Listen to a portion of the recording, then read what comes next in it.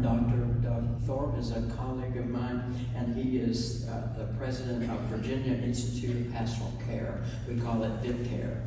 And it runs in my blood because my wife Janie was the director of development there for 4 years, I believe, helping to raise money. So you'll hear more about VaCra. It is a superb pastoral counseling center. It's very unique to Virginia, so we're looking forward to that so much. Today we want to welcome, this is like homecoming, because we want to welcome back Catherine Henderson. She is a bereavement coordinator with Affinity Care of Virginia. She's worked as a hospice chaplain and grief support professional for almost 12 years. She loves listening to people's stories and witnessing to their life journeys. Providing grief support services, grief support services is part of a comprehensive end-of-life care program can help patients and their loved ones, residents and their loved ones, through one of the most devastating experiences in their lives and beyond, and that is very meaningful to her. So let's give her a great Cedar Field welcome this morning.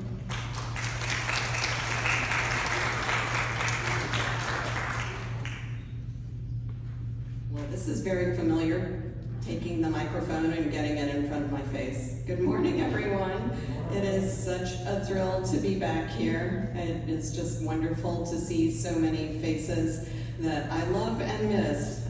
Folks ask me, I've been back to visit a number of times on official business, and folks ask me how I'm doing. I am doing great. I do love the work, but I miss you all.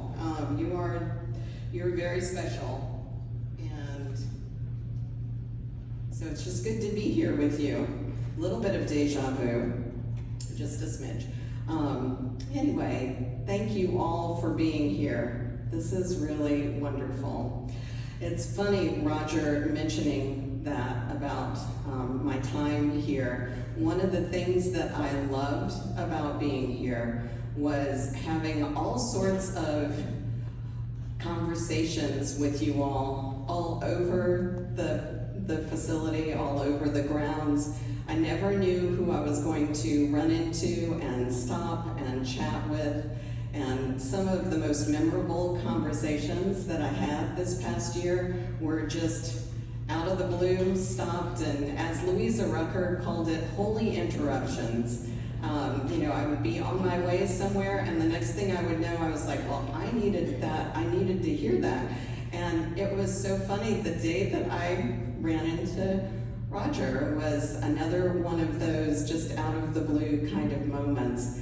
So I was thinking about that, and I was thinking about how different a lot of the conversations are that I have pretty much all day long, every day now, as the bereavement coordinator with Affinity Care, Hospice, and Palliative Care.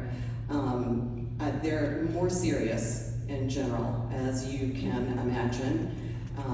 They're always inspiring, the way my conversations here were, but usually in a different way. And a lot of times they are scheduled and can go very deep. I've been doing hospice, grief support, and chaplaincy, like Roger said, since 2012. And as I was reflecting on some of the things I might share with you all that I thought would be helpful for you, one of the things that came to mind is that in the conversations that I have in doing grief support, often I am hearing from people not just about how much they miss their loved one, but how much they regret the conversations that they did not have. And that's a whole other form of grief, when you're grieving that sense that I just wish I had said this or done this, but a lot of times it's conversations that people wish that they had had. And it's interesting because, of course, this has been studied, and over 90% of people in the United States say that they would like to have conversations about the end of life while they are able to. Anyone want to throw out a number for how many what the percentage is of folks who actually do have those conversations? It's a little higher than that, but it's right around 30%, yeah. So there's a big disparity there, and there's a lot of reasons, as you can imagine, for that. I'm going to give you my perspective. One of my notions about that is it's very hard. I'm going to share some resources with you today that make it seem like it's manageable and something that's doable, but I can tell you it's not easy. And for any of you all who have already had some kind of advanced care planning, either classes, discussions, done the actually done documents, you know already it's not easy. This really came home to me last week. I was speaking to the folks at the Bereavement Coalition meeting. It was a room full of grief support professionals. And one of the things I was talking about is the work of Dr. Mary Frances O'Connor. She's one of the leading experts in the field of grief support and grief studies. And we watched a clip of one of her TED Talks. And one of the things that the folks who I was speaking with noticed about it was that she didn't hesitate to say the word death. And we all nodded. This was a room full of people who do grief support all day long, every day. It's a hard word to even say, and often we don't. And so going back to one reason why I think it's very hard to do advanced care planning and have those conversations is because it brings home how final it is when someone you love has died. And even thinking about that can feel just like too much and too overwhelming. So as I share these resources with you, please know I really do understand that. And I offer this to you as a way to, there's no way to make the dying process easy, but there are ways to make it easier. And a big one is having plans that have been clearly communicated to your loved ones, because one of the conversations that I have a lot is with children who say, I wish I had known what my mom or my dad, my brother or my sister really wanted. So I'm offering this to you as a tool, as something that can help, but nothing is going to make it okay. And I just want you to know, I really do understand that. As straightforward as this looks, I know it's really, truly not. So with that, I'm going to start you off with a little bit of organizational structure to try to make this seem sort of manageable. I like to think of this as just 4 different parts. I'm going to describe them kind of in order, but really and truly they can all take place simultaneously. It's not a step-by-step kind of process, but for the sake of organization, because I like to be organized, that's how my brain works, I'm going to go through just tools for learning, tools for reflecting, tools for having conversations and discussing your feelings, and then actually how to act on those. So there are many organizations, you all probably know several others besides these 2. There are many organizations that have lots and lots of resources for end-of-life care and end-of-life planning. 2 of the largest are the National Institute on Aging and the National Hospice and Palliative Care Organization, and the which is becoming the National Alliance for Care at Home. So if you log on to these websites, you will see really, really, really a lot of resources. And that's one reason why I'm giving you some specifics. I don't know if y'all picked up the handout when you came in, but if not, it's in the back of the room. The actual website addresses are on that, so you don't need to write this down. And my contact information is on the bottom of this sheet. Feel free to email me. I will email you this document, and then you'll have the live links. You won't even have to copy and paste anything. You'll just click on them, and it'll be a little bit simpler. So that's a couple of great organizations that if you want just a big umbrella for information, those are good places to start. So in 2010, Ellen Goodman, who you all may have read, any of you all used to read Ellen Goodman's columns? She was a syndicated columnist from the Boston Globe. The Washington Post carried her. She's one of my favorite writers. I was a journalism student. I absolutely revered her. So in the early 2000s, she was a caregiver for her mother, and she realized how hard it is to be a caregiver and how hard it is to have conversations about the end of life. And so in 2010, she and a working group, launched the Conversation Project. And I'll just say really fast, there are lots and lots of resources out there. There's a lot of possibilities. I've chosen just a few that I really love, so this is personal bias. I just love the Conversation Project because its whole goal is to give people the tools that they need to start having these difficult conversations. So I encourage you to look at their website. It's got a ton of resources on it, including the step-by-step how to start having these conversations. Any of you all watch the Being Mortal project or read the book? This is going back to Denise is saying yes. It's amazing, and when Roger and I were talking about this, I said, well, you know what, even if you all did have programs on Being Mortal back in 2016, 17, I think it's still worth a little refresher, because it's so good. I was working at a large nonprofit home health care agency and hospice in Massachusetts when all this came out. Dr. Gawande is a surgeon in Boston, and so I used to like to think that I'd run into him, just walking down the street when I lived in the same town that he did.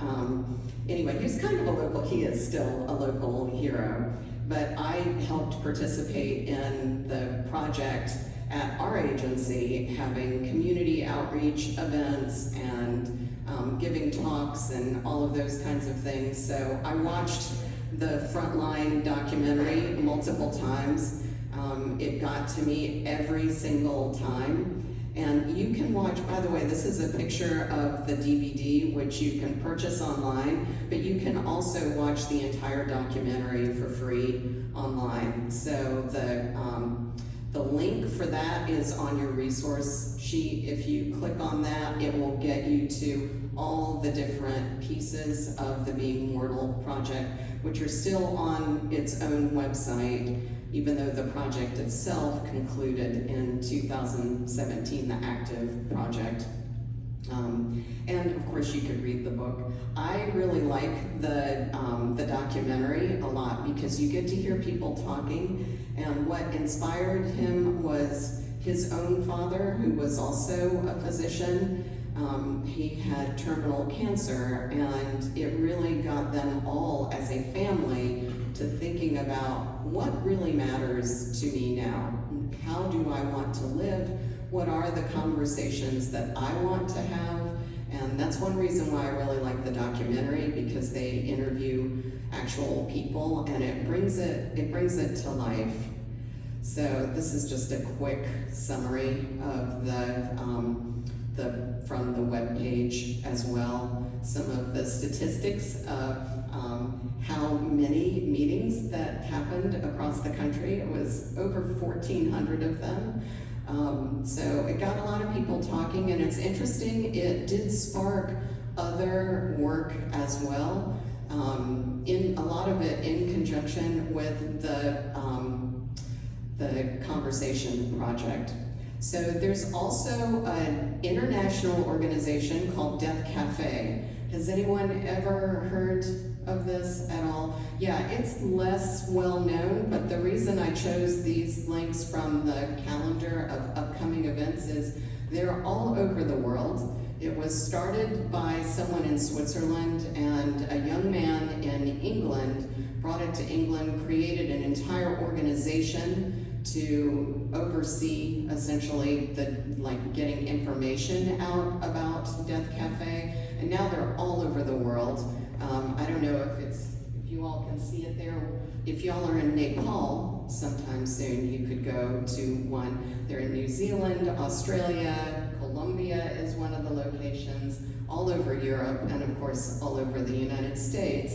I have been to several of them. I've helped facilitate them before, and they are unique in that they have a very specific agenda, essentially, and that is to really not have an agenda, except to be an open space for people to talk about their questions about death and dying. So it's not for grief support, it's specifically not for grief support. There's a few rules of what you can't do, and one of them is, it is not for grief support, it's not a caregiver support group.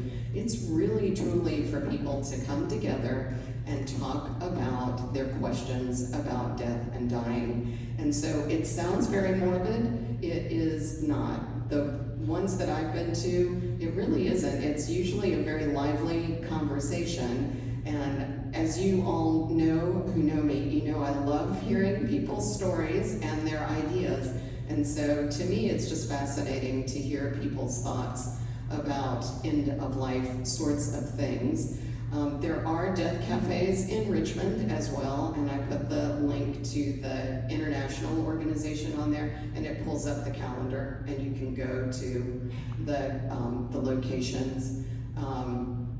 It's a very interesting thing, and I left one important thing out about it. The other part of it is it's held in informal locations, so a lot of times it's held in coffee shops and bowling alleys. It can be anywhere that people want to meet. And usually refreshments are served, and the traditional refreshments are cake and tea. So you might guess that this was started by someone who was from Great Britain.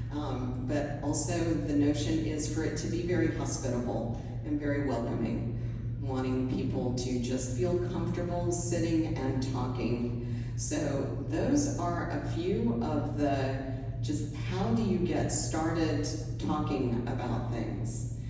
And this is actually this next tool that I'm going to show you. It is also a tool for helping you have conversations. Hang on, I'm gonna hold up an actual copy, maybe. It's called the 5 Wishes. Has anyone here ever been to a workshop on this or filled it out? So, okay, great, wonderful. I say wonderful because I really like it. I like it because it's very detailed, it's very comprehensive, and it is a legal document in the state of Virginia, and even a few years ago, it was not a legal document in all 50 states. Now it is. There are still a handful of states where you need an additional piece of paper to go along with it to make it a binding document. But in the state of Virginia, all you need is the actual signed, witnessed document. And one of the things that I love about it, and I'm just gonna flip through it for you really quickly, is that it does help you think through questions about end-of-life care.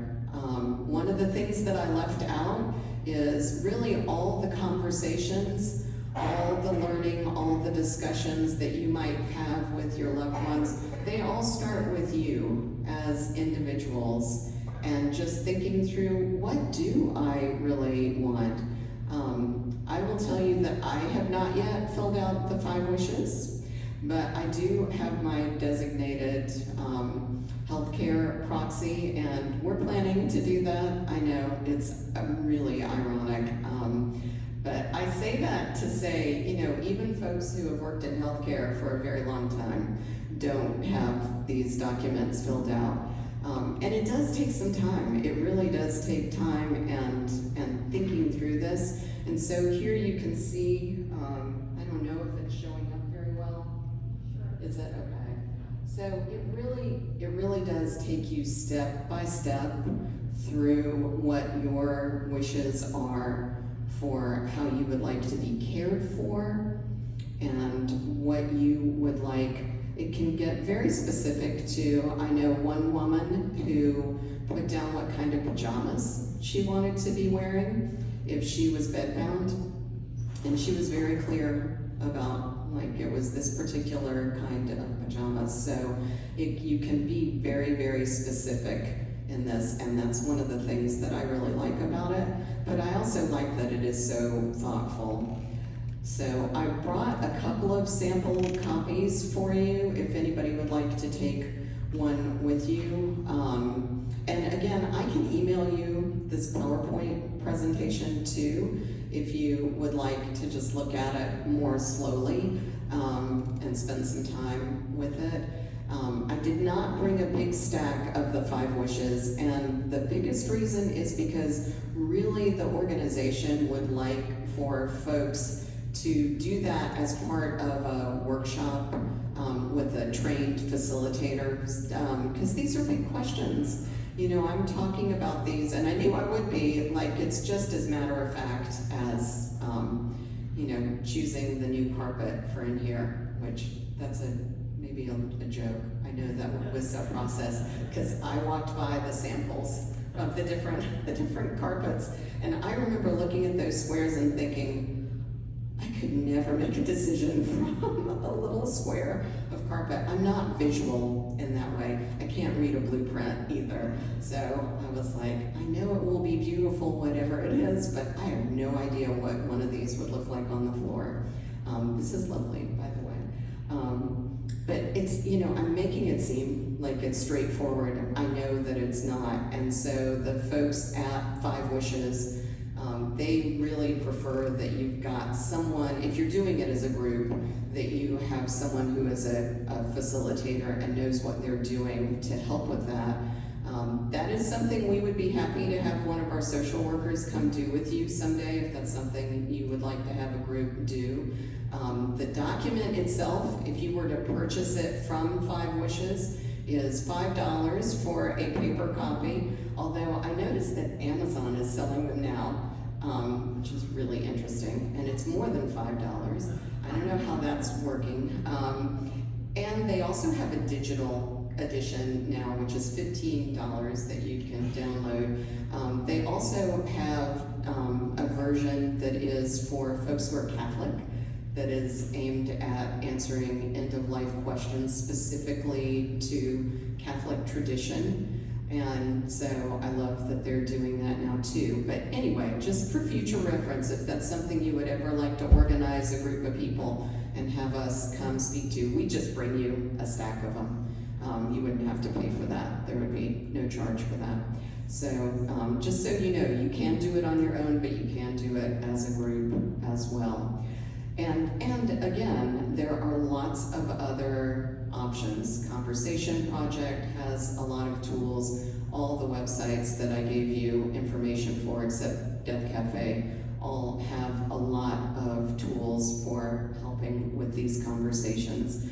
The reason that I'm sharing 5 Wishes is one reason, I mean, because it is so thoughtfully done, but also because it is a legally binding document. So once you complete this, sign, witness it, and record it, then your wishes are on file, and folks don't have to say, I wish I knew what he or she wanted. They can just literally pull this up and go, oh, I know what she wants. I know what kind of pajamas she wants to be wearing. I know what kind of music she wants to listen to if she's bedbound.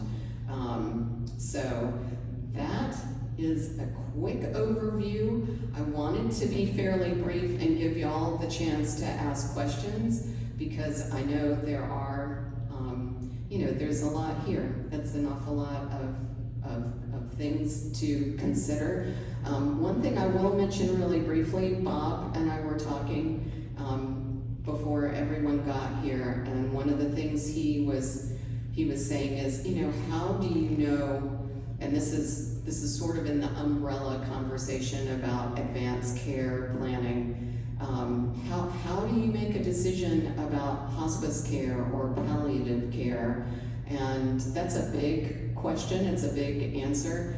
I'm gonna back up for just a second and say it is, and you're gonna see these words if you're looking at any of these websites or documents. It causes a great deal of confusion unless you work in that field.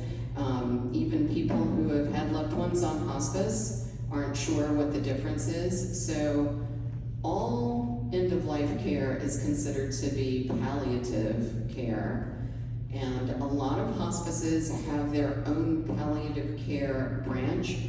Where I work does, not all of them do, but it's a much more generalized care, and it doesn't have the level of attentiveness by nurses, social workers, and other members of the team as hospice does. So just one of our nurses drew a Venn diagram of this yesterday at our staff meeting. It was brilliant. So it's like everything end-of-life care is palliative if you're talking about a medical standpoint. So hospice is part of palliative care, but not all hospice is. Anyway, if I further confused you, I apologize. Another little factoid related to how many people would like to have end-of-life conversations versus how many actually do is how many people say that they prefer to die at home, whatever setting home is, and as opposed to in a hospital, as compared to the percentage of people who actually do. You can guess there is a great disparity there as well. It has improved through the years. The word is getting out that the federal hospice benefit is truly one of the greatest benefits of all of our federal benefits. It is still one of the most underutilized benefits. And one reason is the other thing that Bob and I were talking about, which is very often folks don't fully use their hospice benefits, meaning they will start on hospice care at the end of life, meaning in the last day or two of life. And so all the additional support from social workers, chaplains, we have music therapists, there's a lot of other disciplines that visit regularly. A lot of folks just don't ever use that at all because there's just no time, literally. So that is something that most hospice professionals I know are working tirelessly to change, because we want people to be able to have their wishes for end-of-life care in their homes, knowing that they have the peace of mind of having 24/7 assistance if they need it, by phone or in person. And it just can make a huge difference, but it's a gradual process, and that's what Bob and I were talking about. There is still a very, very broad public perception that you're only eligible for hospice in the last couple of days of life. It's actually much longer than that. So I'm gonna stop there and take questions. Denise? Yes, I've got one. Talk very loudly.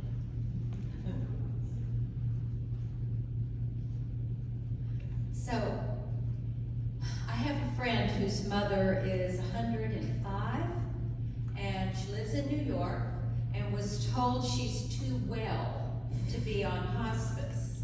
So do those regulations vary from state to state? They technically don't.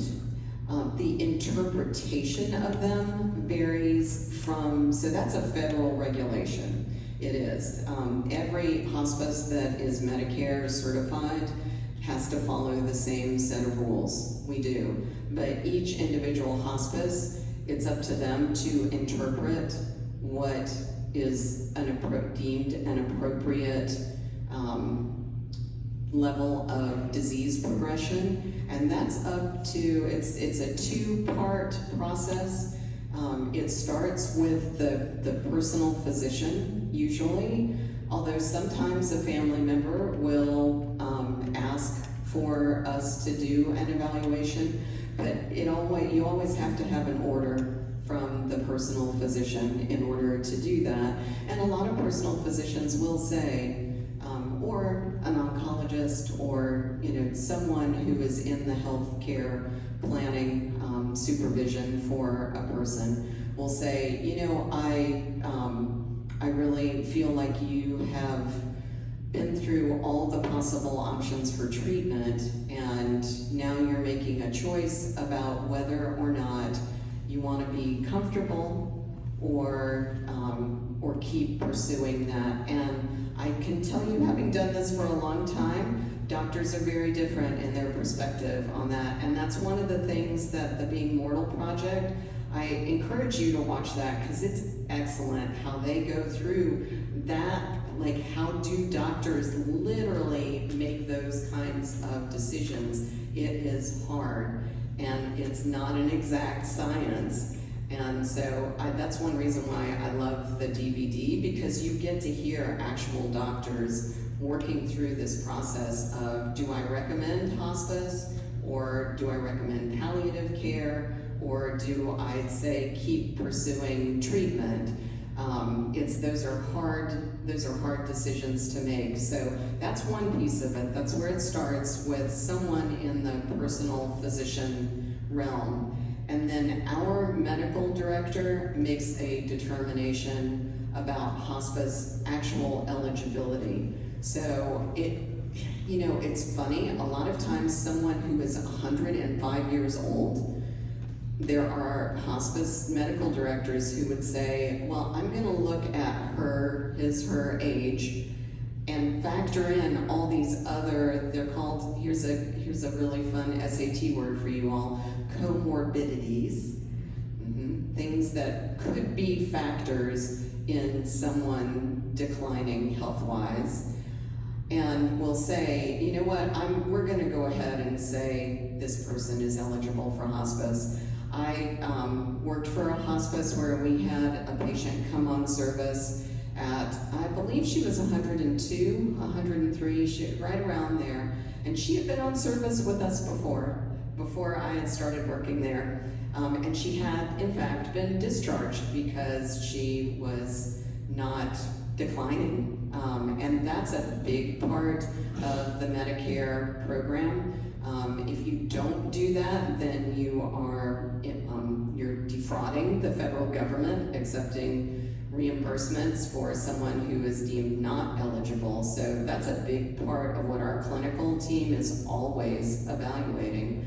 But with someone in that situation, like, a lot of times a medical director will look at it and with a recommendation from a personal physician say, yeah, I think this is appropriate, but I don't know. You know what? I well remember Miss Helen here, and yeah, I don't think, anyway, who knows? I'm not a doctor. By the way, I didn't say that. I'm not a doctor or a nurse. I'm a chaplain and a grief support professional. I know Roger said that, but it is funny. You spend a lot of time around folks who are doctors and nurses, and stuff does sort of sink in after a while. But thank you for saying that, because it is, I think that's part of the public perception too, is that a lot of folks know, oh, well, they said she's not eligible for hospice, or they know someone who has in fact been discharged. And it's not uncommon. It happens a lot more than folks would guess, because a lot of times folks are eligible for hospice. They're in crisis of some sort or another, they come home with hospice, they get 24/7 support, and they do better. And they stabilize and they come off hospice, and a lot of times they come back eventually. But I've seen it happen many, many, many times. But there is it's a whole decision-making process, and hospice teams, I've worked for 3 of them now, they take it very, very seriously.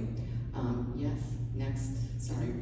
Could you share with us a couple of episodes that you have encountered yourself with family or an individual? Obviously no names, but what has your experiences been like? From a chaplaincy standpoint or Yes. grief support? So it's very interesting to me. They're very, very different practices usually. As a chaplain, one of the things that I found happens a lot is that the experience of caring for a loved one who is ill, it takes everything you've got. And I know a lot of you all know that from being here. You've had friends who have been ill and loved ones. So you know that it takes everything you've got. So as a chaplain, I often was in the position of having a lot of conversations that were maybe not that serious. They were a lot of times about all sorts of different things, really whatever people wanted to talk about. And sometimes it was questions about, especially with patients, about approaching the end of life, feeling like they maybe had some unfinished business, and just talking through some of those questions with them. And I think a lot of people probably think that's what hospice chaplains do all day long, every day. We really don't. We don't have nearly as many of those deep conversations as you might think. And one reason is because people are very focused on trying to live every single day and really enjoy what is just time with their loved ones, friends and family. So that's a very broad answer from a chaplaincy standpoint. There's also a lot of practical aspects to it too, just helping coordinate things with a clergy person, or making decisions about funeral planning, all of those kinds of things. As a bereavement person, support person, the conversations tend to be much more about a couple of different things. One is just the absolute incomprehensibility of loss from all its different facets. You've probably heard it said many times, everyone's grief is unique, and that's true, everyone is unique, but most people experience grief in similar ways, in their own unique way, if that makes sense. So an awful lot of what I do is actually what I think of as grief education, because it's so overwhelming. A lot of folks, when they want to talk to me, they just want to know that they're normal, and they are. It's that hard. Grieving can make you feel like there's really something wrong with me, and if any of you all have experienced that kind of grief, you know it's like the whole world fell out from underneath your feet. So a big part of my conversations are literally explaining to people how grief works and that they are normal, and then helping them figure out what is a way through for them. Because most people have a way to grieve that will actually support them in their grieving, but a lot of times they need support to figure out what that is. And that's a big part of my job. I think of it as, when I was growing up, we still had shoe sales people. Anybody remember going into a shoe store or a department store and having, often it was a man come out and measure your feet and all of that. I think of myself a lot like that. I help folks fine-tune their own process for grieving. I listen to what they say and I suggest support practices for them, and they try them and they come back to me and they say, that didn't work at all and that worked really well. So a lot of my conversations are trial and error, helping literally, just like the shoe salesman who I loved when I was growing up. He was one of my neighbors, and so we knew him really well.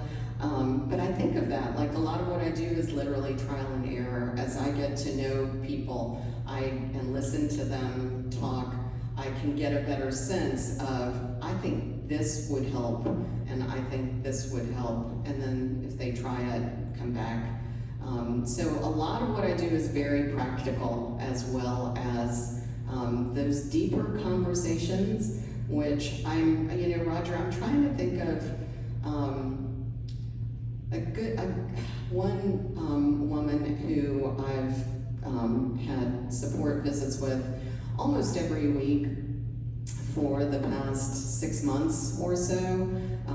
Her husband died. Notice I am saying her husband died. A lot of times will say she lost her husband. Her husband died after an extended illness, and this is, something that happens to a lot of people, was that he had been declining for a couple of years, but no one had ever specifically said to her, I think you should start having end-of-life conversations. So part of what has literally haunted her for the last few months were the things that she did not say and the things that she did not ask him, because she really truly didn't realize just how sick he was. And so part of what I'm doing with her is helping her quite literally work through those feelings of guilt and regret, as well as navigating that sense that the whole world has opened up and swallowed her whole. So that's one example. But it's a big, how long do y'all have? Like I have a lot of stories. And yes. Thank you so much for coming. You're welcome. Can you tell me the difference between 5 wishes and honoring choices? I can't. I have not worked with honoring choices. Have you Seems done like honoring it's- choices? Yes, we've had presentations on it about how, it seems like it's almost the same It might be. process. It might be. Very similar. It might be. Yeah, there really are a lot of different options now. Once upon a time, 5 wishes was the big one. But yeah, I think there's really a lot more choices. And it's Yeah. it's nationwide and with the federal, related to the federal government. Okay. I think honoring choices is more chosen by state sometimes, and maybe not in all states, but it is something that was started in Richmond with the Richmond Academy of Medicine. Oh, wow. Wow. Well, I will look them up. Thank you. I will add them to the list. So Sally was, I think.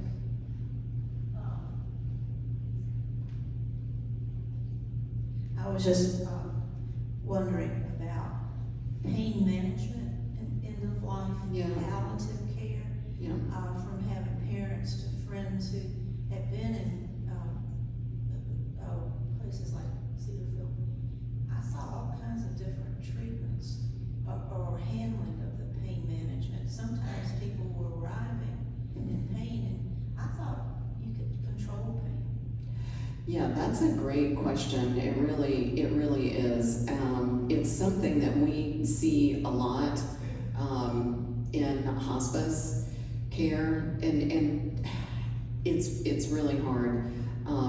Sometimes there are folks who really do not want medication themselves. They just don't. They don't want to have anything that would sedate them in any way. Whether or not it actually would is, I've worked with nurses who have said, I literally will give you a 0.5 milligram of whatever the pain medicine was and sit with you to make sure that you're tolerating it just fine.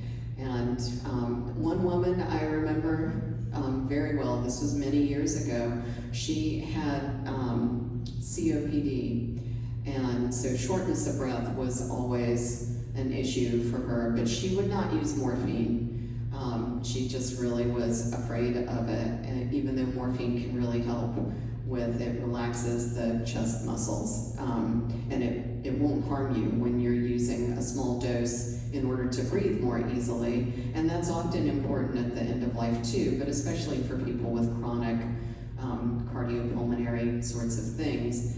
And so her nurse did that same sort of thing. You know what, I'm gonna sit right here with you, we're gonna start with the smallest dose, just see what happened. Well, within minutes she could breathe again, and she was like, okay, I will do this from now on.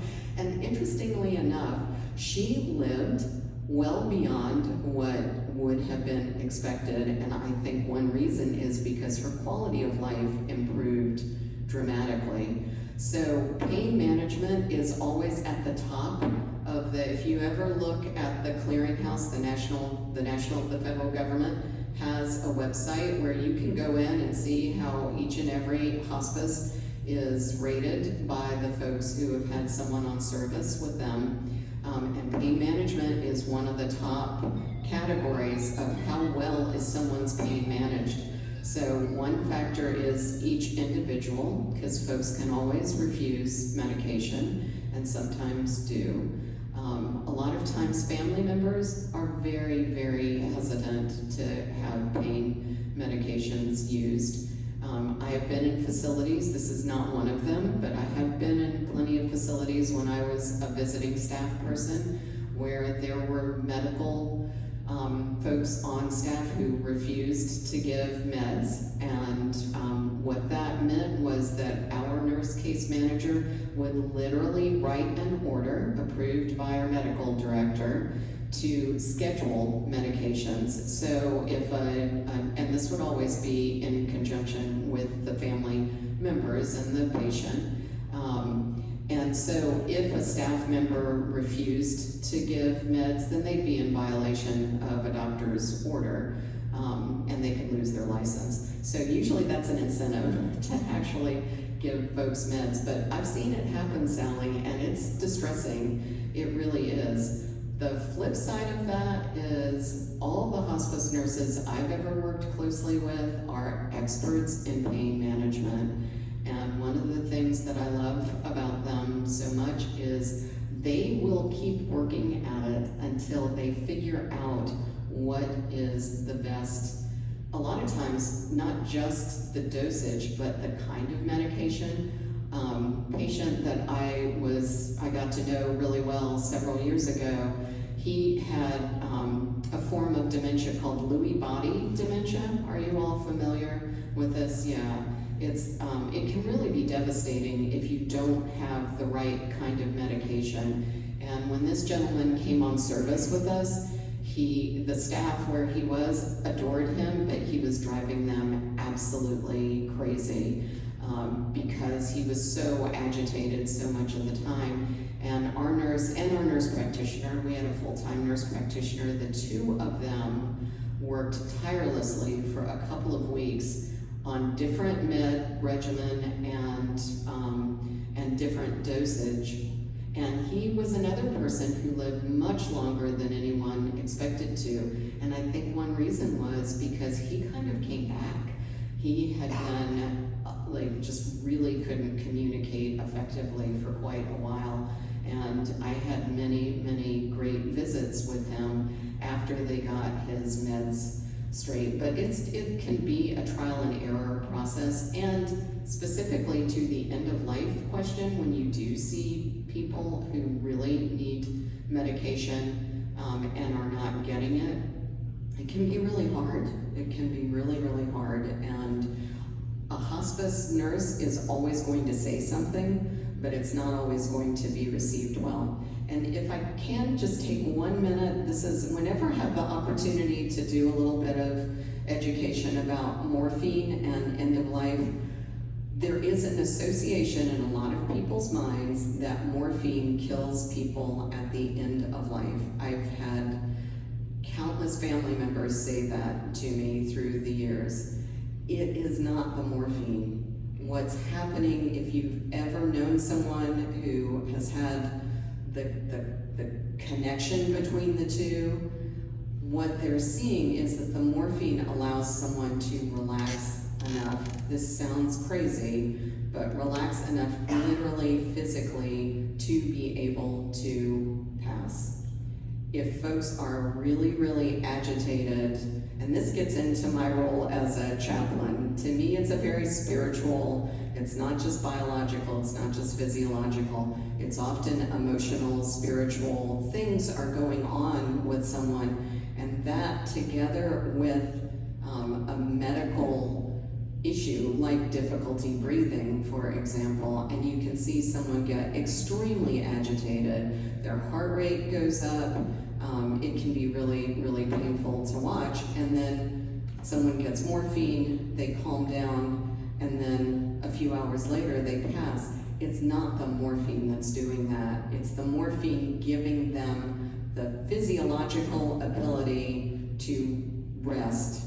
And that resting, and this is my chaplain hat, that resting is essential for most people to be able to actually pass. It is very, very hard to say goodbye. And a lot of people, my dad was one of them. I was sitting next to him when he did finally decide to go. With his doctors outside the door saying to me, "Are you telling him you don't want him to die?" I was meditating. I was doing all sorts of things for days, just trying to give him peaceful space. Man, he didn't want to go. He did not want to go. So I know you need time to actually, I think a lot of times, and my dad was one of them, I think a lot of times folks literally need time and space to figure out that their body is dying and that their bond with their loved ones is going to go on. And so a lot of times you will see extreme agitation that's both physiological and spiritual. And so that's my PSA for end of life medical meds. I don't even own, I do own a bottle of aspirin, and I keep Benadryl with me in case I ever have because I had an allergic reaction 20 years ago, so I keep Benadryl with me. But yeah, I don't have meds, so I'm not a pharmaceuticals person, but I've seen the difference that it can make, and it can really be heartbreaking when you see like what Sally is describing. It's hard, it can be hard. I've had moments in facilities. There was one woman, not here again, where she very clearly needed medicating, and the med tech was busy. And so I went back to her again and said, "I'm so sorry. This lady really, really needs meds." And she got them at that point. But anyway, yes. I don't know where we are time-wise. We're right at the hour, and I know you probably have questions afterwards, so let's give some Thanksgiving. Yay! Catherine, thank you so much. Thank you. It's good to have you back. Thank you. I would love to come back anytime, y'all. You know that. Thank you so much. Thank you.